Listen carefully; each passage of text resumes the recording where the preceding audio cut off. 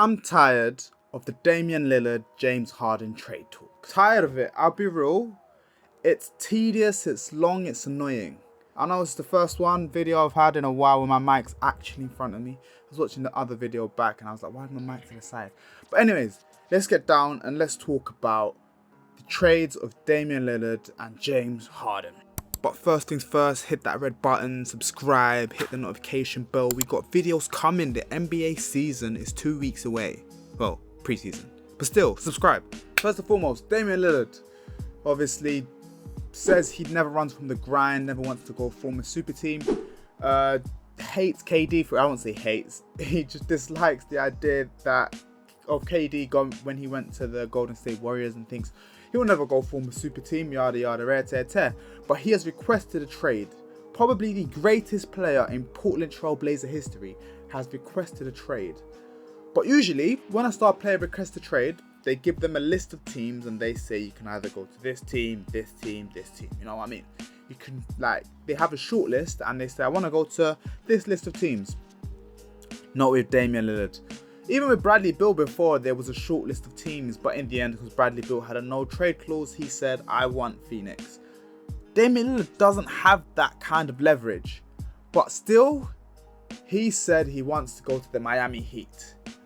For what assets? I don't know what the Miami Heat are meant to give up. They don't want a player just like Tyler Hero, because that's really all the Miami Heat can give. Tyler Hero on some picks, and the picks are from like 27 and 29.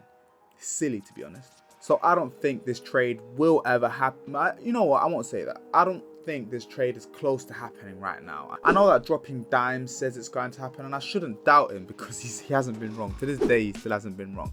But I do think sooner or later, Damian Lillard will be traded. I just don't know if it will be to the Heat because there's nothing they can really offer them. And that brings up the idea of player empowerment. Should Damian Lillard have the power to dictate where he goes? I think it's kind of weird how in basketball and in the NBA you're subscribed and you're employed essentially by the organization, as in the association generally, not the organization, the association. And so essentially you can get moved from team to team as the association dictates. But because in other sports, like I'm talking European sports, like football for example, the player only goes to the other team if he agrees to sign a contract. It's not just you're traded to this team. So I think that's rather weird. In that sense, I think maybe there should be more player empowerment in basketball. But on the other hand, that's essentially the contract they signed. That's the contract he signed, that he was going to play for whichever team pays his salary. Whether that be a contract he gets traded to Miami, whether he gets traded to the Phoenix Suns, whether that means he gets traded down to the depths of the Charlotte Hornets. He has to play for them because it's dictated like that in his contract.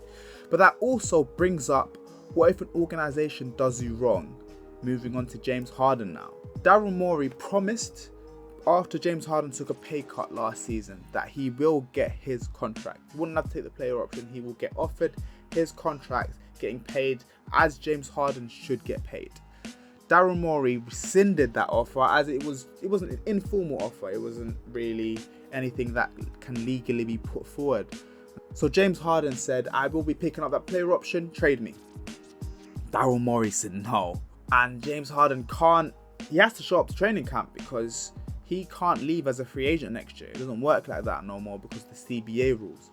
He has to stay at the team until the team lets him go.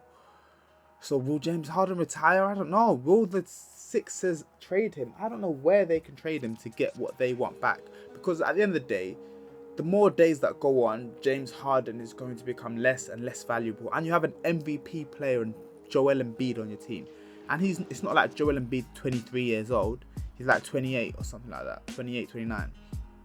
And so he's just had an MVP season. You want to capitalize on the talent of a generational player. Now you've got your co-star not really playing. You have to get something out of that co-star.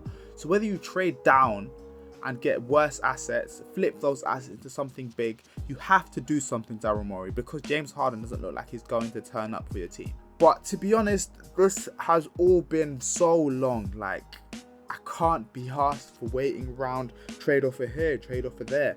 Rumours, it's tedious, it's annoying. Every other day you hear a new Damian Lillard story, but nothing's actually happened. I just can't wait until the NBA season starts. 2 weeks until pre-season, training camp starts soon.